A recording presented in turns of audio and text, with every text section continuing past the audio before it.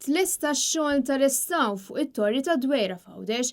Ix-xogħlijiet inkludew rinnovazzjoni fuq ammont konsiderevoli ta' ġebel fuq il-parti esternu tat-torri li kien tnaqqar maż-żmien minħabba l-elementi naturali li jaħkmu l-inħawi ta' Dwejra. Il-proġett involva ħidma biex jiġi rranġat it-tarax ta' barra, il-ħitan u anke s-soqfa. Fuq il-parti ta' ġewwa saru wkoll interventi marbutin ma' xogħlijiet elettriċi u dawl ġdid. It-torri ta' Dwejra hu wieħed mill-aktar torrijiet importanti f'Għawdex u kien inbena fl-1652 mill-Gran Mastru Lascaris. Dan il-proġett benifika minn konfinanzjament tal-European Regional Development Fund u dettaljiet tal-proġett ħabbru f'konferenza tal-aħbarijiet mill-Gvern flimkien ma' naqda mhux governattiva din l-Art Ħelwa. Bħalissa grazzi għall-Unjoni Ewropea qed jiġu restawrati diversi fortifikazzjonijiet storiċi tul il-kosta. Dawn ix-xogħlijiet jammontaw għal madwar 235,000 euro li minnhom 155,000 ġejjin minn fondi Ewropej.